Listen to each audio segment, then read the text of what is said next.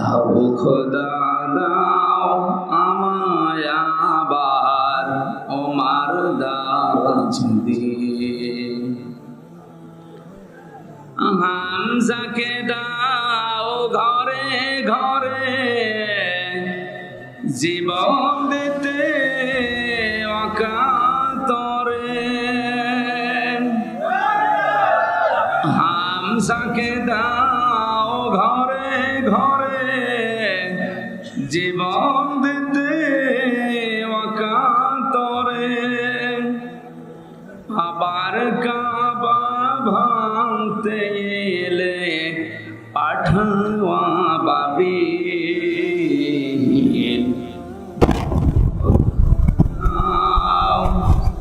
আমায় আবার আমার দারাজ দিয়ে।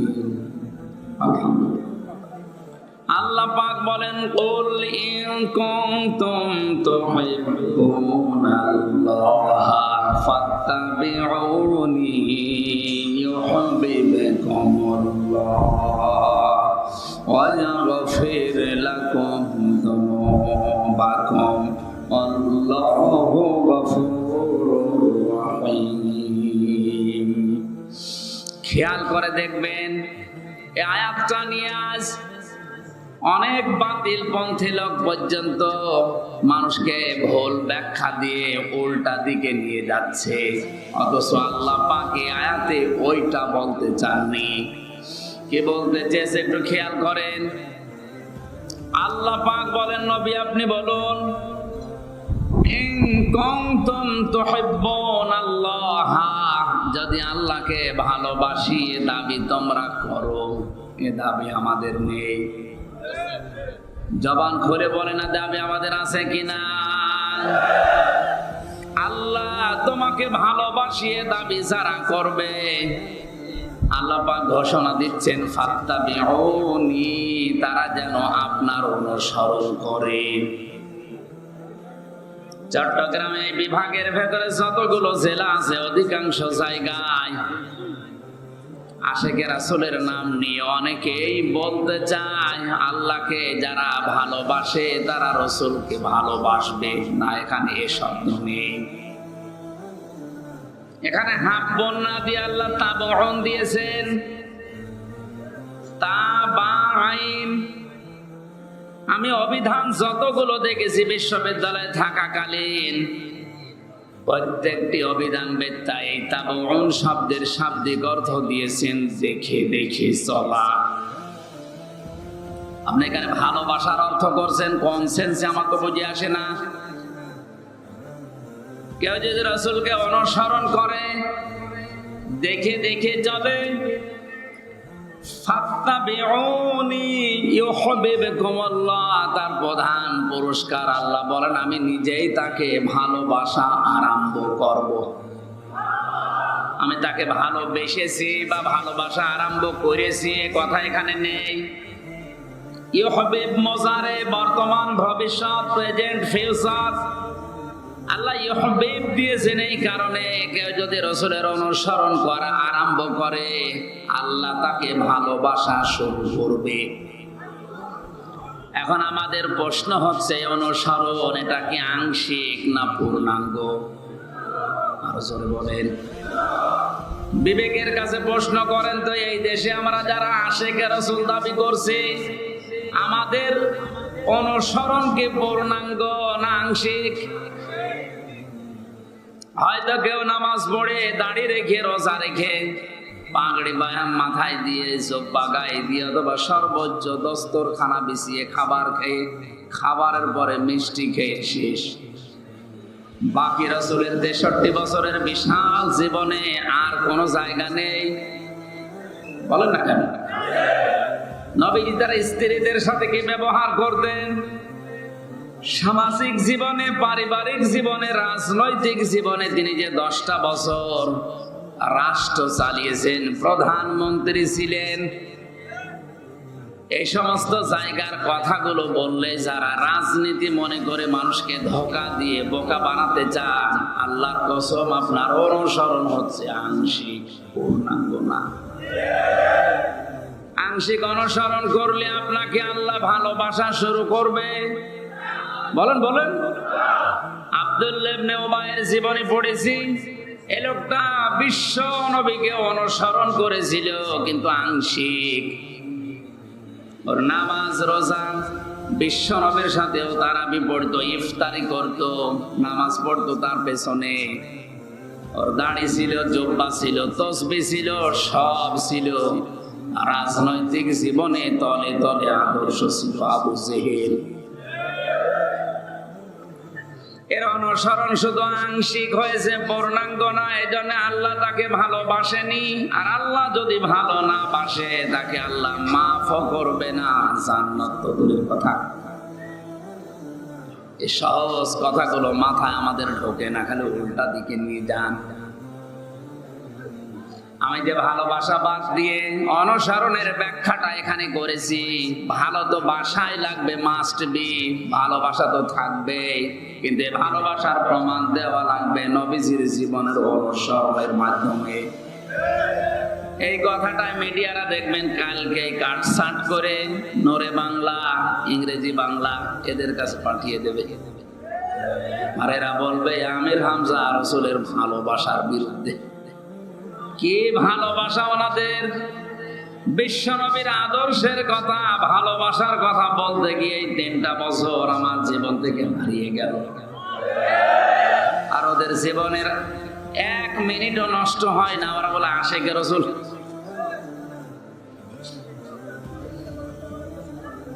লক্ষ্যে পরবাসী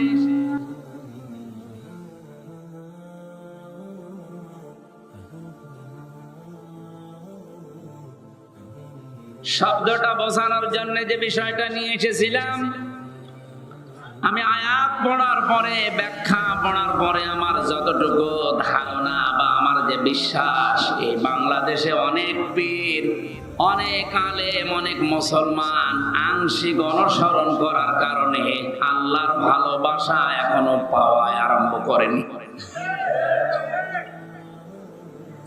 এর ভেতরে আমরা নেই। আসতে বল। এই জন্য আমাদের অনুসরণ করা লাগবে আংশিক না পূর্ণাঙ্গ। হাদিসের দিকে তাকালে দেখি নবীজির 2 জন চাচাকে আল্লাহ জান্নাতি বলে ঘোষণা দিয়ে দিয়েছেন। রাদিয়াল্লাহু আনহুম ওয়া রাদু আন। যে 2 জন চাচার ব্যাপারে এই আয়াতটা, যারা এই আয়াতের ভেতরে শামিল, তারা হচ্ছে হযরতে আব্বাস, হযরতে হামজা রাদিয়াল্লাহু তাআলা। তাদের জীবনে রাসূলের ভালোবাসাও ছিল, অনুসরণও ছিল। কথা বলে দেখেন। সিস্টেম অপর পৃষ্ঠায় দেখুন, আরো 2 জন চাচার কথা আমরা জানি, আবু তালেব আর আবু লাহাব। এই 2 জন আপন চাচা, কিন্তু এরা শুধু ভালোবাসা দিয়ে শেষ করে দিয়েছে, অনুসরণ করে নাই। আপনার কি বিবেকে এখনো নাড়া দেয় না? নবীর আপন চাচা 2 জন জান্নাতি, 2 জন জাহান্নামী, শুধু ভালোবাসা দিয়ে অনুসরণ না করে জাহান্নামী। আরে 2 জন ভালোবাসার পাশাপাশি অনুসরণ করে জান্নাতি। এজন্য আমাদেরকে যদি আল্লাহ ভালোবাসা এখন আরম্ভ করতে চাই, আমাদের জীবনে রাসূলের অনুসরণ লাগবে আংশিক না পূর্ণাঙ্গ? আরো জোরে। পূর্ণাঙ্গ অনুসরণ করতে হলে আমার মনে হয় বিশ্ব নবী যে 3 বছর জেলখানায় ছিলেন, আমাদেরও কিছুদিন থাকা দরকার। এই জায়গায় আমি নেই। ويغفر لكم ذنوبكم والله غفور رحيم। আল্লাহ পাক বলেন, কোন মানুষকে যদি আমি আল্লাহ ভালোবাসা আরম্ভ করি, ওর জীবনের যত অপরাধ আমি মাফ করে দিচ্ছি, দেব।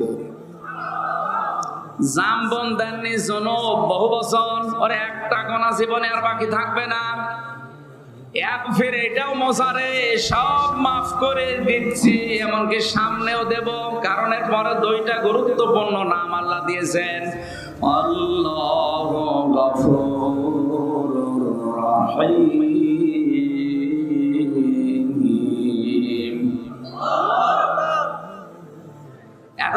পর্যন্ত যেটা বোঝানোর চেষ্টা করলাম, এবার আসেন বাস্তবে। আল্লাহ পাক বলেন, قُلْ أَطِيعُوا اللَّهَ وَالرَّسُولَ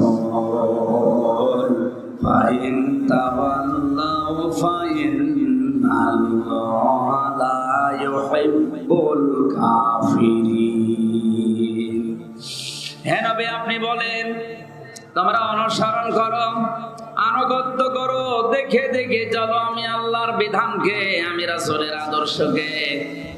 এতটুকুই শেষ না, এ কথা শোনার পরে যে অনুসরণের সিস্টেম বললাম, আংশিক না পূর্ণাঙ্গ, এ কথা শোনার পরে যেভাবে দরকার ওইভাবে অনুসরণ না করে কেউ যদি মুখ ফিরিয়ে নেয়, অবশ্যই আমি আল্লাহ কাফেরদেরকে ভালোবাসছি না, বাসবো না।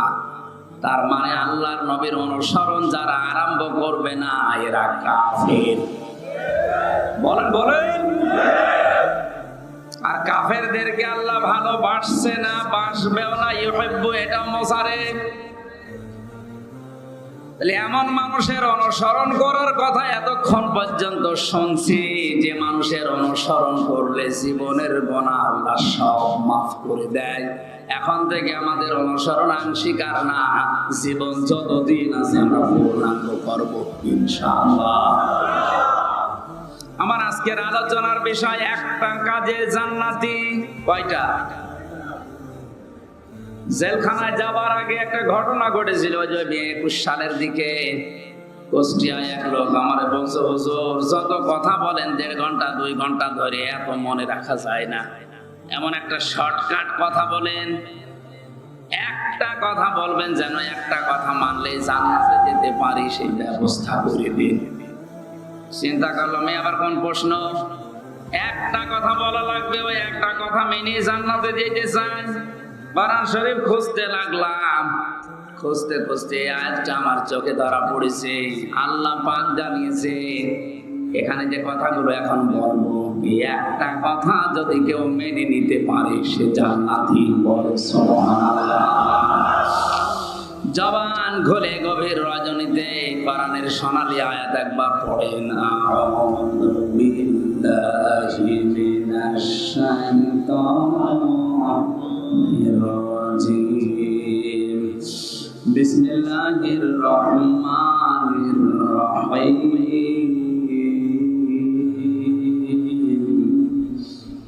কুল নাহবিতু মিনহা জামিআ فَإِمَّا يَأْتِيَنَّكُم مِّنِّي هُدًى فَمَن تَبِعَ هُدَايَ فَلَا خَوْفٌ عَلَيْهِمْ وَلَا هُمْ يَحْزَنُونَ। আল্লাহ পাক বলেন, আমি বললাম যাও তোমরা সবাই নেমে যাও আমার জান্নাত থেকে।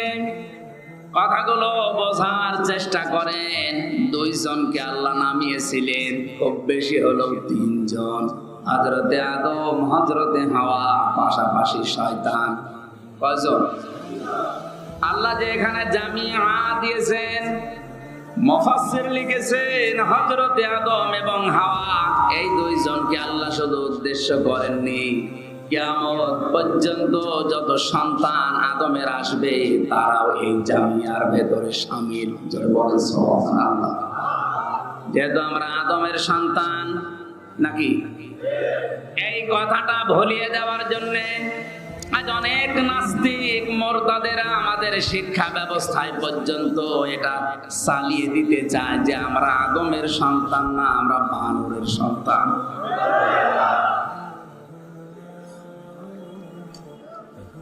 যে লোকটা নবী সুলাইমানকে নিয়ে গালি দেয়, হযরতে সুলাইমান নবী আলাইহিস সালামকে নিয়ে উল্টা পাল্টা বই লিখতে পারে, তার দেওয়া ফর্মুলা অনুযায়ী শিক্ষা ব্যবস্থায় কোনো কিছু ঢুকিয়ে দিলে দেশের 96% মানুষ মেনে নেবে না।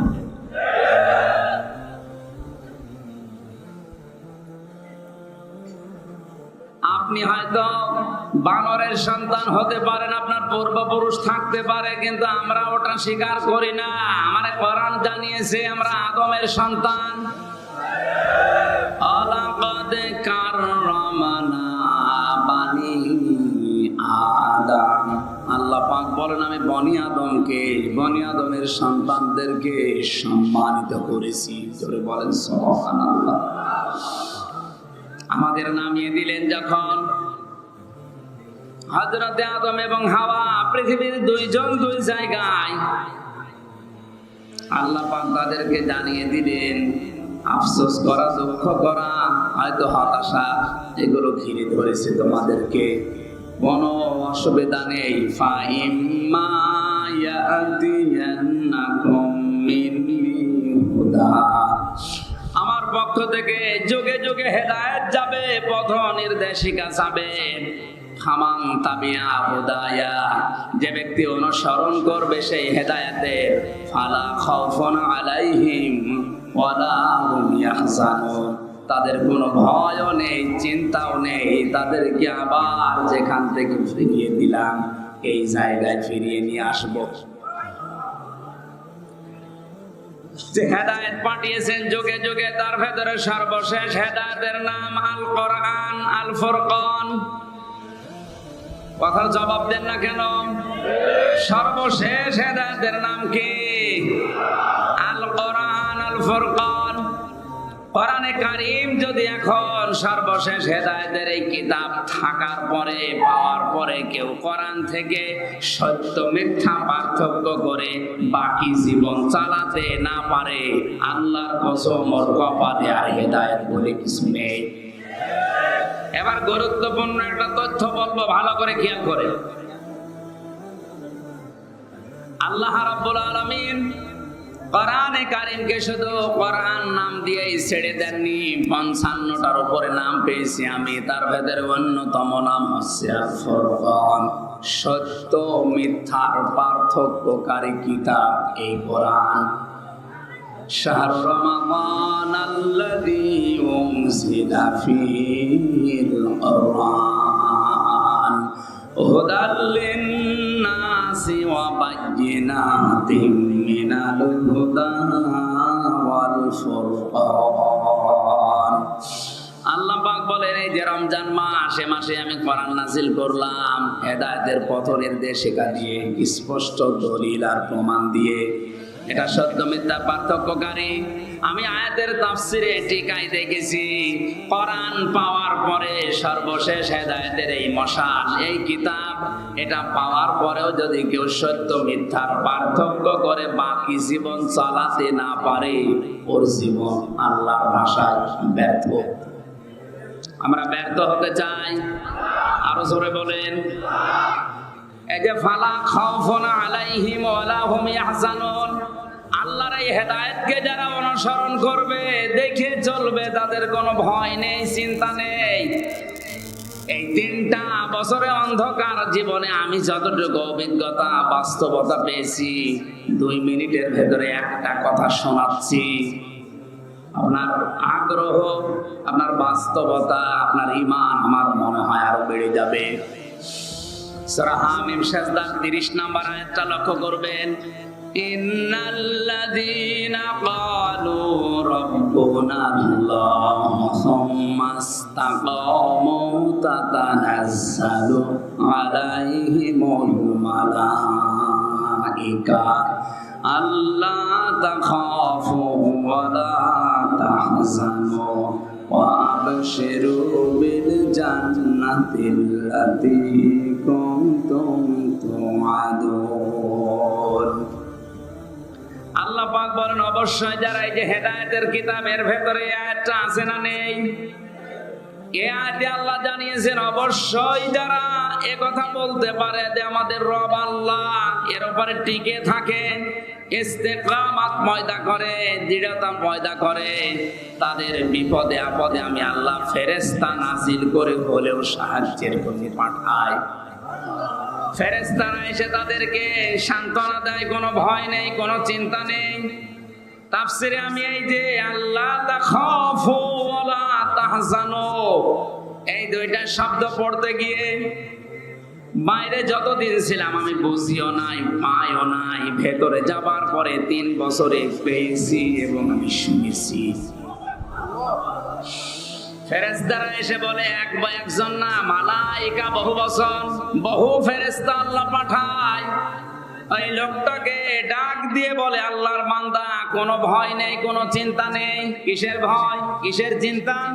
হয়তো মানুষের ভয় হতে পারে, চিন্তা হতে পারে যে এখনই যদি আমি মারা যাই, এখনই যদি আমার ফাঁসি হয়ে যায়, তাহলে আমার সন্তান, আমার সম্পদ, আমার যে বিশাল কিছু দুনিয়ায় রেখে গেলাম, এগুলো কে দেখবে? ফেরেশতারা ওই সময় তার কানের কাছে এসে বলে, কোনো চিন্তা নেই, কোনো ভয় নেই। তুমি যে আল্লাহকে রব বলে টিকেছিলে, এই কারণে আল্লাহ তোমার সব কিছু নিজে পাহারা দেবে। এই সুসংবাদটা শোনার পরে এই লোকটা আনন্দ চিত্তে এগিয়ে যায়। শহীদ মীর কাশেম আলী রহমাতুল্লাহ আলাইহি, এই লোকটাকে যেদিন ফাঁসি দেওয়া হয়, তাকে যে পাহারা দিচ্ছিল, কারারক্ষীর নাম তোরাব আলী। আমি জেলে যাওয়ার 7 দিন পরে উনি আমাকে ডাক দিয়ে বলছিলেন, হুজুর, আমি পাহারা দিচ্ছিলাম এই লোকটাকে, রাত 10টা 1 মিনিটে ফাঁসি হবে। মাগরিবের নামাজ আদায় করে গিয়ে বললাম, স্যার, আপনার আর 3 ঘন্টা পরে ফাঁসি, আপনি প্রস্তুতি নিন। উনি আমার হাসি মুখ দিয়ে বলছে, তোরা ভাই, এখনো 3 ঘন্টা, আমি 2 ঘন্টা ঘুমিয়ে নেই, 1 ঘন্টা আগে আপনি আমারে ডেকে দিয়ে। কারারক্ষী আমাদের পাহারা দিতে গিয়ে কাঁদছিল যে, হুজুর, আমি আশ্চর্য হয়ে গেছি যে 3 ঘন্টা পরে যে লোকটার ফাঁসি, সে লোকটা বলছে আমি 2 ঘন্টা ঘুমাই, আপনি 1 ঘন্টা আগে আমারে ডেকে দিয়েন। ওর ঘুম আসে কি করে? ঠিক দেখলাম ঘুমিয়ে গেল। 2 ঘন্টা পরে আমি ডাকলাম, ঘুম থেকে উঠে গোসল করে, ওযু করে, এশার নামাজ শেষ করে 2 রাকাত নামাজ নফল পড়ে আমারে বলছে, এবার চলেন। অথচ তার সন্তানটা ব্যারিস্টার, গুম হয়ে আছে। বাংলাদেশে যদি 10 জন ধনী থাকে, তার ভেতরে সে একজন। কথা বলে না কেন? লক্ষ লক্ষ মানুষের কর্মসংস্থান তৈরি করেছে। তার মাথা ছিল না, এটা ছিল একটা ম্যাগনেট। এই লোকটার জীবন মাত্র আর 1টা ঘন্টা বাকি আছে, এর ভেতরে তার ঘুম আসলো কি করে? ও তো আশ্চর্য হয়ে গেছে, ঘুম তো আসার কথা না। আমিও বুঝি নাই। এই 3 বছর শেষ হওয়ার পরে আমার এখন বুঝে এসেছে, ঘুম এমনি আসে নাই। আমাদের অধিকাংশ মানুষের ওখানে ঘুম আসতো না। জেলখানায় সবচাইতে বেশি চলে ঘুমের বড়ি, কারণ ওখানে ঘুম আসে না। সারাদিন সারা রাত তো কোনো কাজ নেই, এক ঘরের ভেতরে 24 ঘন্টা তালা লাগানো। এদিকে 3.5 হাত, এদিকে 2.5 হাত, মনে হয় প্রায় কবরের চাইতে একটু বড়। একটা ঘরের ভেতরে যাদের ফাঁসি হয়, আসামি যারা 30 বছর 40 বছর পরে মনে করেন ফাঁসি হবে, এই লোকটাকে একাধারে ওই এক ঘরের ভেতরে বন্দী হয়ে থাকা লাগবে। আমি 3 বছর থেকে আমার মনে হয় আমি পাগল হয়ে যাচ্ছে। কোরআনের পাখিটা একটা ঘরের ভেতরে 13টা বছর কাটিয়ে গেল।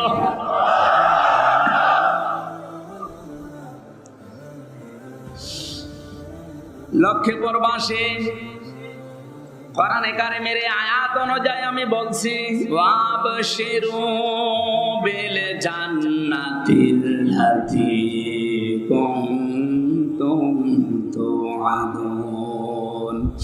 ফেরেশতারা তাদেরকে শুনিয়ে থাকে, আল্লাহর বান্দা, ভয় পেও না, চিন্তা করো না। কিসের ভয় করো? সন্তানের জন্য। তোমার সন্তান গুম হয়েছে, তাতে কি?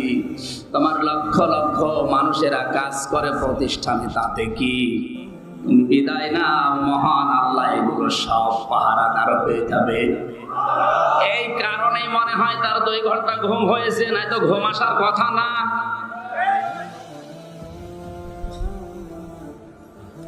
আমাদের কাছে আল্লাহ যে হেদায়েত পাঠিয়েছেন, এই হেদায়েতকে যদি সত্যি আমরা অনুসরণ করতে পারি আমাদের পূর্বপুরুষদের মতো, আল্লাহর কসম আমাদের কোনো ভয় থাকবে না, চিন্তা থাকবে না। আর 24 ঘন্টা আমরা আতঙ্কে আছি। কথা বলে না কেন? যদি বলেন হুজুর কই আমি তো ঠিক খাই দাই ঘুরি, ঝামেলা নেই। নবীজি যে দায়িত্ব দিয়েছে আমাদেরকে, বাল্লিগু আন্নি ওয়ালাউ আয়া, আমার পক্ষ থেকে একটা বাক্য হলেও পৌঁছিয়ে দাও। ওই দায়িত্ব পালন করতেছে আমাদের জীবন আজ নিরাপদ। এটাকে দায়িত্ব শুধু আমি হামজার একা ছিল। এখানে বাল্লিগ না বাল্লিগু, বহু বছর। এ বহু বছরের ভেতরে যদি হামজা থাকে আপনি নেই, কথা বলে না কেন? নবীর উম্মত দাবি যদি করেন অবশ্যই আপনিও আছেন। এ দায়িত্ব পালন করতেই হবে আপনাকে। আমি একা করে টার্গেট হব আর আপনি বাহবা নিয়ে আনন্দে দুনিয়ার জীবন কাটাবেন না, এটা হতে দেওয়া যায় না। আমরা সবাই যদি হাদিসটা মেনে চলতাম, আমার মনে হয় বাংলার জমিনে কোনো আলেম জেলে থাকতো না।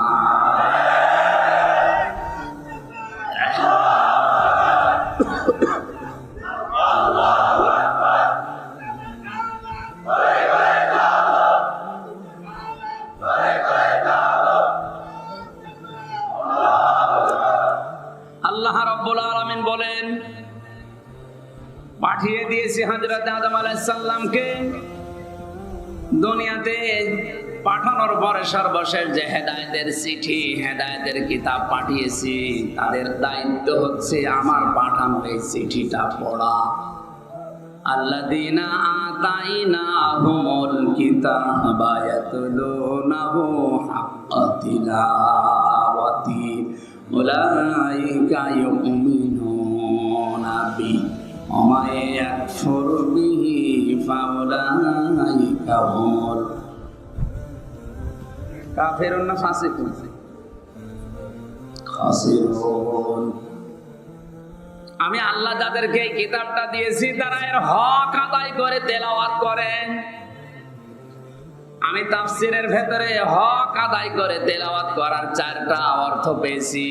1 নম্বরে শুদ্ধ করে পড়া, 2 নম্বরে এটা বোঝা, 3 নম্বরে যে জ্ঞান পাবেন ওটার উপরে বাস্তব জীবনে কাজ করা, 4 নম্বরে ওই জ্ঞানটা মানুষের কাছে ছড়িয়ে দেওয়া।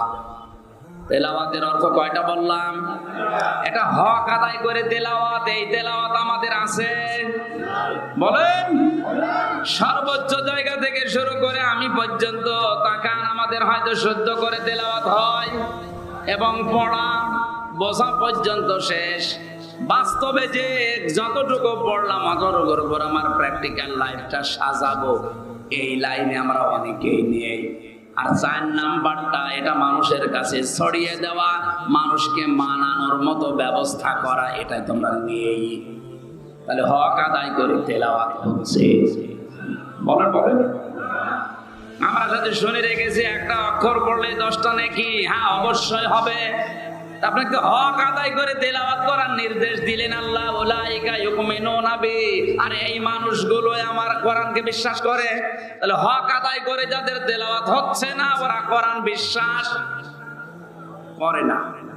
আমা ইয়াকফুর বিহি, যে ব্যক্তি হক আদায় করে পড়ে না, সে যেন কোরআন অস্বীকার করে। ফাউলাইকা হুমুল খাসিরুন, তাদের জীবন হবে ক্ষতিগ্রস্ত। জোরে বলেন নাউজুবিল্লাহ। এই আয়াতটা কোরআনে ভয়ঙ্কর আয়াত একটা। বিশেষ করে যারা কোরআন পড়ে, বোঝে, আমল করে, কিন্তু মানুষকে মানানোর ব্যবস্থা করার লাইনে নেই। আমিও তো কোরআন পড়লে আমার অসুবিধা হতো না, কোরআন বুঝলে আমার অসুবিধা নেই। কোরআন যতটুকু পড়ি, যতটুকু বুঝি, ওর উপরে যদি আমি টোটা ফাটা কাজ করতাম আমার ঝামেলা নেই। যে আমি বলি না এটা আমি মানুষকে মানাবো, তখনই আমার সমস্যা হয়ে দাঁড়ায়। আল্লামা শফি সারা জীবন কোরআন পড়েছে, পড়িয়েছে, বুঝেছে, বুঝিয়েছে, নিজে আমলও করেছে টুকটাক, অসুবিধা ছিল না। যেই কোরআনের পক্ষে অবস্থান নিয়ে নবীজিকে গালি দেওয়া, এটা কোরআনের পক্ষে না বিপক্ষে? সূরা তাওবার 61 নম্বর আয়াতে আছে, ওয়াল্লাযীনা ইউযুনা রাসূলাল্লাহি লাহুম আযাবুন আলীম। নিশ্চয় আল্লাযীনা, যারা ইউযুনা, এটা মুজারে, বর্তমান, ভবিষ্যৎ, প্রেজেন্ট, ফিউচার, নবীজিকে কষ্ট যারা দিচ্ছে, দেবে, তাদের জন্য যন্ত্রণাদায়ক শাস্তি রেডি করছে কে? এই বাস্তবতা উপলব্ধি করে যখন কত বছর বয়সে মারা গেল? 100-র উপরে না? বলেন তো, যে সারাটা জীবন তার কোনোদিন আমরা নামও শুনি নাই, সমস্যাও ছিল না, এই শেষ বয়সে এসে যখন এই 4 নাম্বারটা উনি আদায় করতে গেছে, যে রসুলকে গালি দেয়, এটা আমি মানি না, মানবো না, মানতেও দেব না, তখনই তার নাম পর্যন্ত পাল্টিয়ে গেছে, নাম হয়ে গেছে তেঁতুল হুজুর। ওনারে এখন সারা দুনিয়ায় আল্লামা আহমেদ শফির চাইতে তেঁতুল হুজুর বললে বেশি চেনে। এ নামটা দিল কে?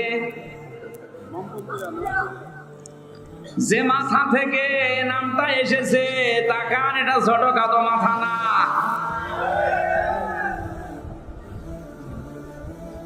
আমার নাম পাল্টিয়ে দিয়েছে। জেলখানায় যাবার পরে দেখি অনেকে আমারে ডাকে পিসকে হুজুর।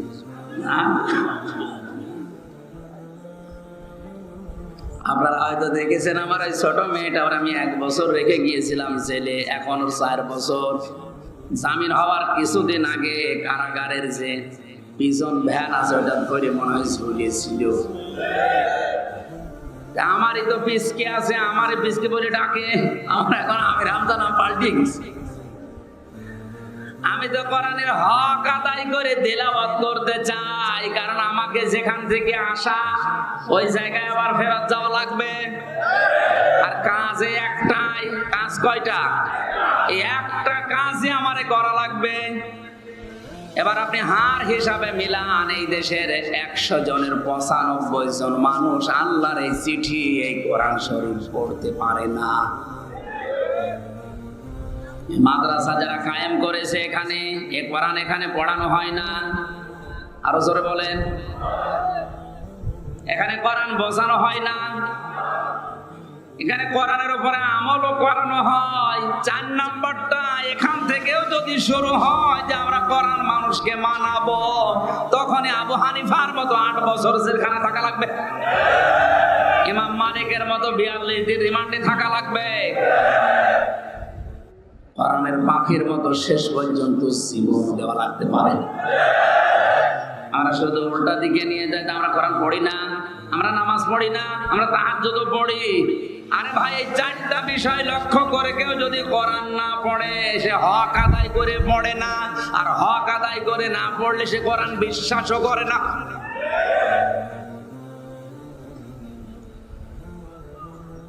যে মানুষগুলো দুনিয়াতে কোরআনে কারীম বিশ্বাস করার মাধ্যমে বিদায় নিয়েছে, এই হক আদায় করার মাধ্যমে, এদের পুরস্কার আমার আল্লাহ নিজের হাতে দান করবেন বলে নবীকে ঘোষণা দিয়েছেন।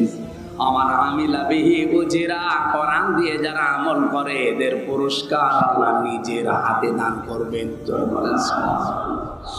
আপনি হাদিস দেখে যদি আমল করেন, ফাজাইলে আমল দেখে যদি আমল করেন, ফজিলতের যে কিতাবগুলো আছে যদি পড়েন, আপনার কিয়ামতের ময়দানে আপনাকে আল্লাহ কিছু দেবে না তা না, হয়তো পুরস্কার দেবে ফেরেশতাদের দিয়ে, নবীদের দিয়ে, রাসূলদের দিয়ে। যে কোরআনের আমল যদি কেউ করে, মহান আল্লাহ নিজের হাতে তাকে পুরস্কার দান করবে।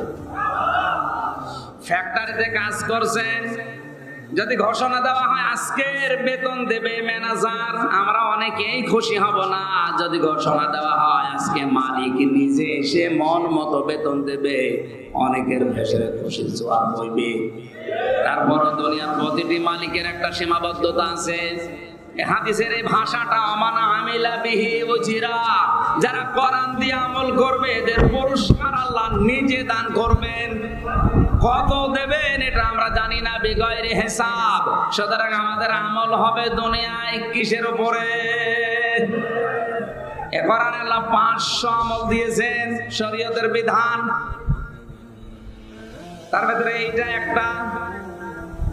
কোরআনে কারীমকে যদি আমল করে দুনিয়ার জীবন থেকে আমরা বিদায় নিতে পারি, মহান আল্লাহ আমাদের মালিক যিনি, তার পুরস্কার পাবো ইনশাআল্লাহ। আল্লাহ আমাদের তৌফিক দান করেন, বলেন আমিন। আল্লাযীনা কাফারু ওয়া কাযযাবু বিআয়াতিনা, যে মানুষগুলো কাফের, আল্লাহর আয়াতকে যারা মিথ্যা প্রতিপন্ন করে। জেলখানা থেকে 1 মাস বের হয়ে আমার মনে হচ্ছে দিন দিন কোরআনে কারীমের আয়াতকে অবিশ্বাসী মানুষ এই দেশে বেড়ে যাচ্ছে। বিভিন্ন কারণে বাড়ছে, আমি কারণগুলো বলতে পারছি না।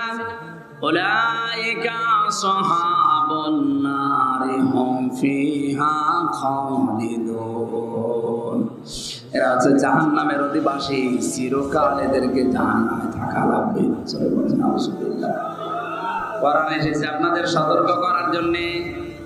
নবীজি করতেন এটা, উনি নেই, এখন আমরা নবীর ওয়ারিস, এই হিসাবে কোরআন দিয়ে সতর্ক করলাম, থামেন। যারা কোরআনকে নিয়ে আজ আবল তাবল কথা বলছেন, কোরআনে কারীমের আয়াতগুলো তুলে দেওয়ার চেষ্টায় আছেন, ষড়যন্ত্র করছেন, কয়দিন থাকবেন আপনি? মরা তো লাগবেই। মরণের আগে আপনাকে আমি সতর্ক করছি, আমি আপনার হিতাকাঙ্ক্ষী। আর যারা আপনাকে হাওয়া দিয়ে ফলাচ্ছে, ওরা দুনিয়াও আপনার ধ্বংস করবে, আর আখিরাত তো ধ্বংস করার লাইনই আবার আছে। যেন ফিরে আসবেন আশা করছি। আমার এই দরদ মাখা কথাগুলো আপনি উপদেশ হিসাবে নেবেন। আমাকে আল্লাহ দারোগা পুলিশ করে পাঠায়নি যে আপনাকে পিটিয়ে হেদায়েত করব। সঠিক কথাগুলো বলার দায়িত্ব এটা আল্লাহ দিয়েছেন, রাসূল দিয়েছেন, আমি পালন করার চেষ্টা করলাম। মানুষের কথা মতো আখিরাতটা নষ্ট করবেন না। ফিরে আসেন, আল্লাহ আমাদেরকে জান্নাতি হওয়ার তৌফিক দিন, বলেন আমিন। রব্বানা যালামনা আনফুসানা ওয়া ইল্লাম তাগফির লানা ওয়া তারহামনা লানাকুনান্না মিনাল খাসিরিন। হে বিশাল আসমানের মালিক, জমিনের মালিক, আরশের মালিক, তুমি দেখতে পাচ্ছ তোমার বান্দা বান্দিরা রাত 4টা পর্যন্ত ঘুম বাদ দিয়ে বসে আছে। আমার কণ্ঠ সাপোর্ট করছে না, আমার শরীরও সাপোর্ট করে না। তুমি যখন মুক্ত জীবনে ফিরিয়েই দিয়েছো আমার শরীরকে, তুমি আগের অবস্থায়, আমার কণ্ঠটা তুমি স্বাভাবিক করে দাও, আমার জ্ঞান তুমি বলে দাও। কোরআনের কথাগুলো সহজ সরল ভাষায় তোমাদের এই জান্নাতি, তোমার এই জান্নাতি বান্দা বান্দীদের শোনাতে পারে, সেই তৌফিক দাও। আগামীতে অনুষ্ঠানটা কোরআনের জন্য, কোরআনের প্রসারে প্রসারে আরো বিশাল আকারে মঞ্জুর করো। আল্লাহ তাআলা তোমার নবীর আওলাদরা এখানে আছে, তাদের উপরে তোমার রহমত নাযিল করো। শ্রদ্ধাভাজন ভাই মাহবুব, আল্লাহ মাহবুবকে তুমি মঞ্জুর করে নাও। যত আলেম এখানে বসে আছে আল্লাহ আলেমদের সম্মান দুনিয়ায় বাড়িয়ে দাও। বারাকাল্লাহু লানা ওয়া লাকুম ফিল কোরআনিল আযীম। কখন মরণ চলে আসে জানি না, যখনই মরণ আসে তাহাজ্জুদের সময়ে সিজদা দেওয়া অবস্থায় যেন আজরাইলকে তুমি পাঠিয়ে দিও, আর মেহেরবানি করে তুমি আমাদের শাহাদাতের মরণ নসিব করে দিও। আল্লাহুম্মা ইন্নী আসআলুকা শাহাদাতান ফি সাবিলিক ওয়াজআল মাউতি ফি বালাদি রাসূলিক। সুবহানা রাব্বিকা রাব্বিল ইজ্জাতি আম্মা ইয়াসিফুন ওয়া সালামুন আলাল মুরসালিন আলহামদুলিল্লাহি রাব্বিল আলামিন। মরণের সময় যেন পড়তে পারি লা ইলাহা ইল্লাল্লাহু মুহাম্মাদুর